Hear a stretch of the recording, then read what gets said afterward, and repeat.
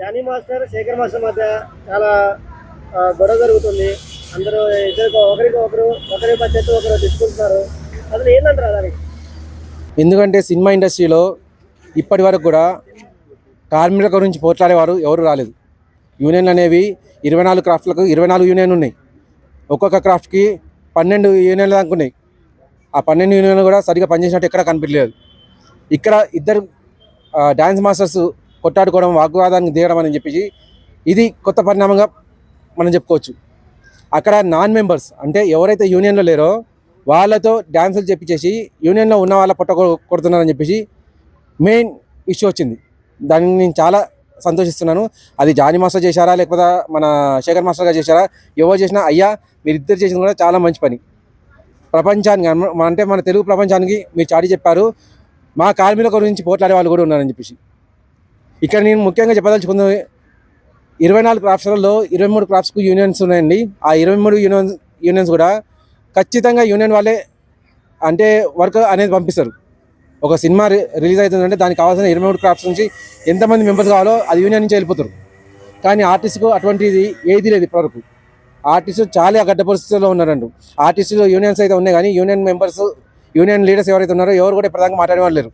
ఇప్పుడు కనీసం మీ పొట్లాటలు, మీ వాగ్వాదాలు చూసైనా ఈ ఆర్టిస్ట్ యూనియన్ వాళ్ళైనా కాస్త తెలివి తెచ్చుకొని వాళ్ళు కూడా ఆర్టిస్ట్ మెంబర్స్ కోసం పాటుపడతారని చెప్పేసి ఆశిస్తున్నాను.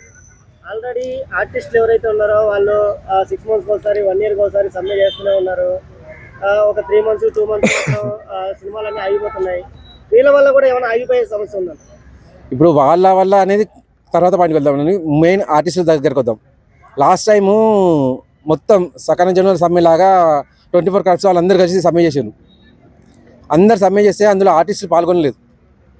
ఆర్టిస్టులు ఎప్పుడో 10 రోజులు సమ్మె జరిగితే పొద్దున ఒకసారి రావడమో లేకపోతే సాయంత్రం ఒకసారి రావడమో అట్లా వచ్చేసి వెళ్ళిపోయింది తప్ప ఎప్పుడు కూడా అక్కడ కూర్చోలేదు.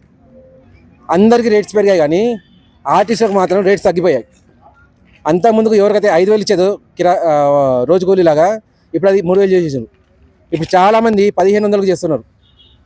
ఆర్టిస్టులకు అయితే అలా అయిపోయింది అన్నట్టు. అడిగే నాదుడు లేడు, పట్టించుకునే వాళ్ళు లేడు.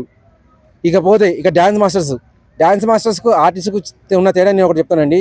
ఒకనొక పెద్ద యూనియన్ పేరు నేను చెప్పదలుచుకోలేదు. ఆ యూనియన్లో ₹1,00,000 ఆర్టిస్టులకు ఉంది.